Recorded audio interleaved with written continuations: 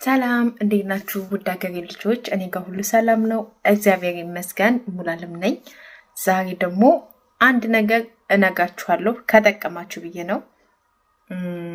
ተከታተሉ።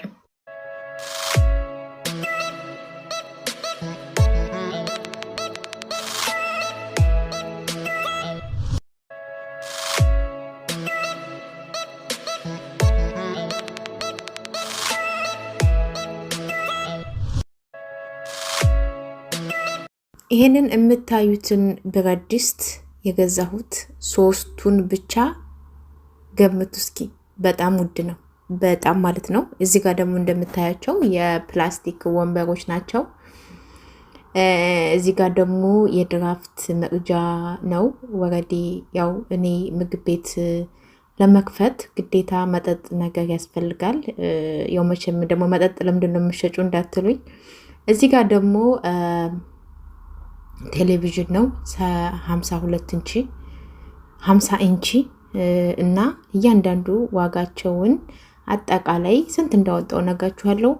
ግን እነዚህ የፕላስቲክ ወንበሮች በጣም እንደተወደዱ ያወቅኩት አሁን ነው፣ የሚገርማችሁ ነገር ማለት ነው።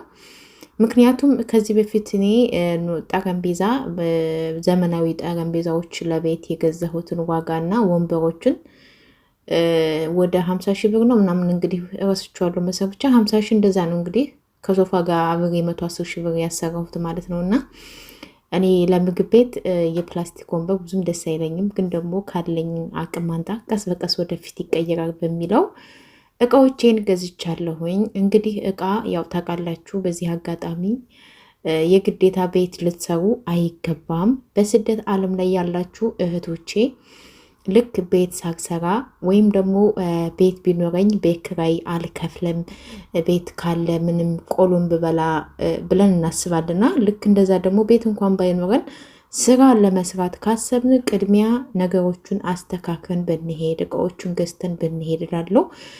ለምዶ ታውቃላችሁ፣ እንደዚህ የምላችሁ እቃዎቹ እያንዳንዱ በጣም ጨምረዋል፣ በጣም ማለት ነው። እዚህ ጋር ከቴሌቪዥኑ ጎን ያለው የሚታያችሁ ጂፓስ አለ። ከሱ ጎን ደግሞ ያለው የስጋ መፍጫ ማሽን ነው። እሱ ራሱ 13 ሺህ ብር ነው የተገዛው ማለት ነው። እና እያንዳንዱ እቃዎቹ ጨምረዋል፣ እያንዳንዱ ማለት ነው። እኔ ልሰራ ያሰብኩት እግዚአብሔር ከፈቀደ ያው ምግብ ቤት ነው። ምግብ ቤት ህልሜ ነው።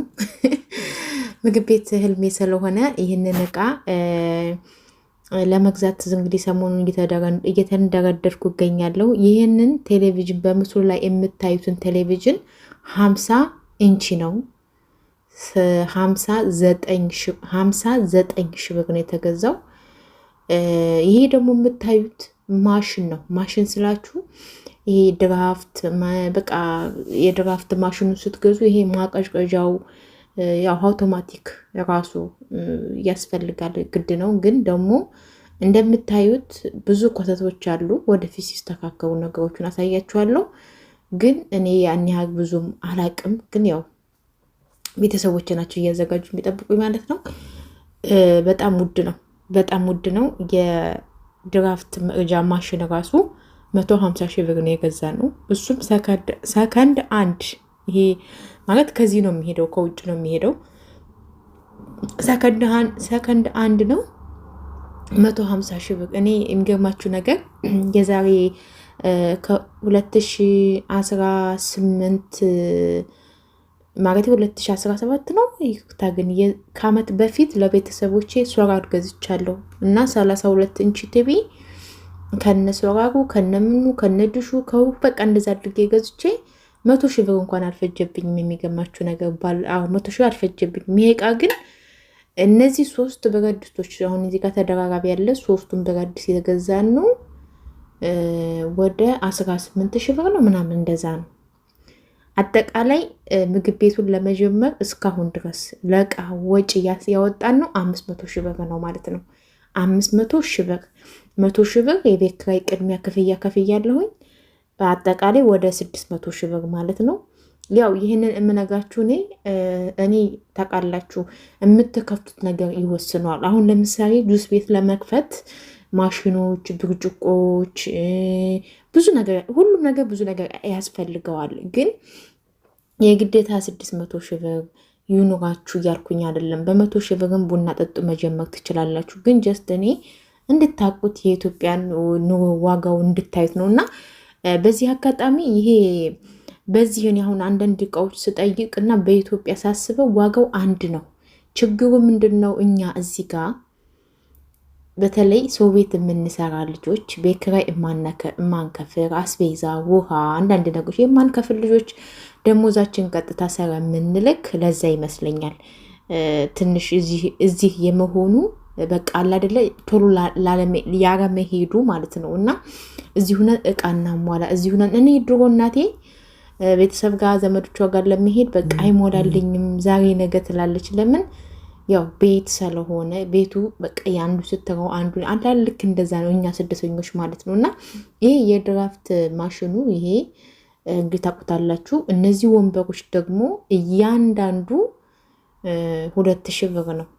እንደዛውም በዚህ አጋጣሚ እኔ ታውቃላችሁ ክፍለ ሀገር ከአዲስ አበባ ስለሆነ ሁሉንም ነገር እየወሰዱ የሚሸጡት የሚያተርፉት። እኛ አዲስ አበባ አይደለም ማነው ወግዲያ አይደለም የገዛ ነው፣ አዲስ አበባ መጥቼ ነው የተገዛው። መተው ነው እቃውን የገዙት። ያው ምግብ ቤት ስከፍቱ ብረት ድስት ያስፈልጋል፣ መጥበሻ፣ ማንኪያ፣ ጭልፋ፣ ቢላዋ፣ የተለያዩ በቃ ምን ልበላችሁ እነዚህ ዋና ዋና የሚያስፈልጉትን ብርጭቆ፣ የድራፍት መጠጫ፣ ምን ልበላችሁ በቃ ሁሉም ነገር ተሟልቷል፣ እግዚአብሔር ይመስገን። ግን በጣም መጀመሪያ ላይ ሁሉም ነገር ያስጨንቃ። ቤትም ስትሰሩ፣ ቦታም ስትገዙ፣ እቃም ስታሟሉ ማለት ነው። የሚገርማችሁ ነገር እኔ ለቤት እቃ ምንም አላዘጋጀውም፣ የቤት እቃ ምንም አላሟላሁኝም ወረዲ ማለት ነው። ምክንያቱም ቅድሚያ ቤቴን ያው ዋና ዋና እቃዎችን አሟላሁኝ ወደ ምግብ ቤት። ምክንያቱም የቤት እቃ ቀስ እያልን ነው ስኒ፣ ጀበና፣ ብርጭቆ እያልን የምንገዛው እና ሁሉም እነዚህ ጥቃቅን ነገሮች ቀስ በቀስ ቤተሰብ እስከምትመሰረቱ ድረስ ልጅ እስከሚመጣ ድረስ ለአንድና ለአንቺ ለባልሽ የምትበይበት አታጭም ማለት ነው። እና በዚህ አጋጣሚ ማለት ነው ሁሉም ማለት ነው ቀስ በቀስ ነው የሚሟላው። ምግብ ቤት ግን ስትከፍቱ ግዴታ እቃዎች በሙሉ ያስፈልጋችኋል። እና ቅድሚያ ከመሄዳችሁ በፊት መስራት የምትፈልጉት ነገር ልባችሁ የፈቀደውን ልባችሁ ያየውን ልባችሁ የአሰበውን ስራ መጀመር አለባችሁ ብዬ አምናለሁ። ግን ደግሞ ከመሄዳችሁ በፊት ስራ ልትጀምሩ ካሰባችሁ እቃ ገዝታችሁ ቢያንስ የ3 ወር ቅድሚያ በኢቤይ ኪራይ ከፍላችሁ ብትሄዱ ለእናንተ ይቀልላችኋል። እኔ አሁን እንግዲህ እግዚአብሔር ከፈቀደ ስራውን ከጀመርኩ በኋላ ቢያንስ 2 ወር ቤት ኪራይ አልከፍልም። ወረዲ የ3 ወር ስለከፈልኩ ማለት ነው።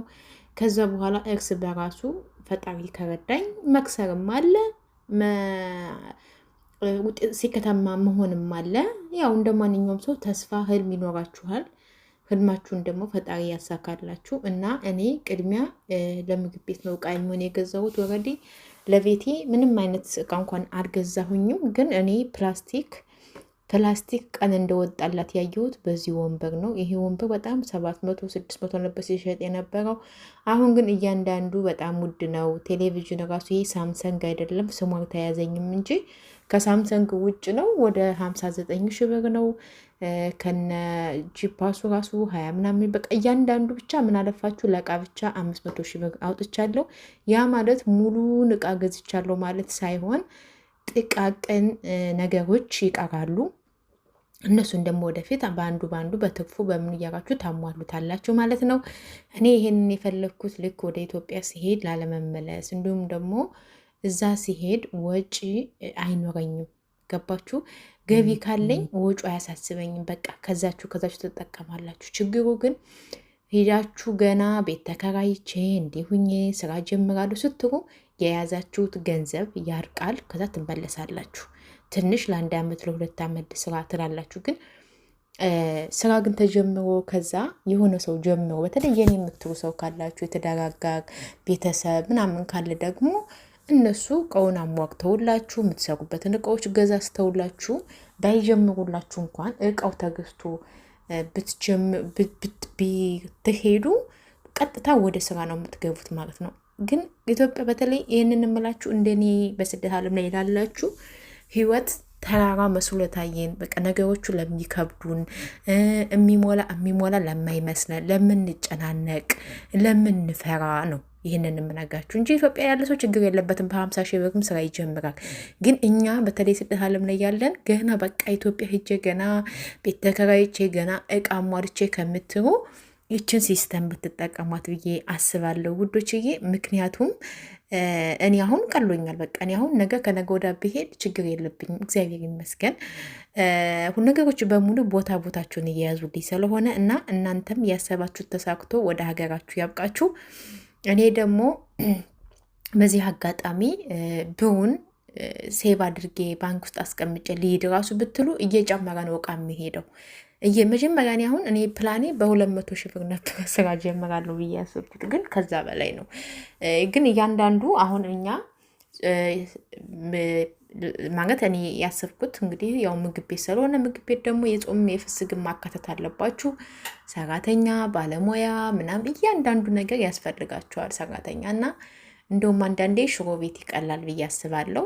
እኔ ደግሞ ያው አይዶን ምን እንደሆነ አላውቅም፣ ትልቅ ነገር ነው የምመኘው፣ ከፍ ማለት ነው የምፈልገው እና ለዛ ነው ውዶችዬ። ስለዚህ ስራ ልትሰሩ ላሰባችሁ በሙሉ ይችን ሀሳብ ብትጠቅሟት ብዬ አስባለሁኝ።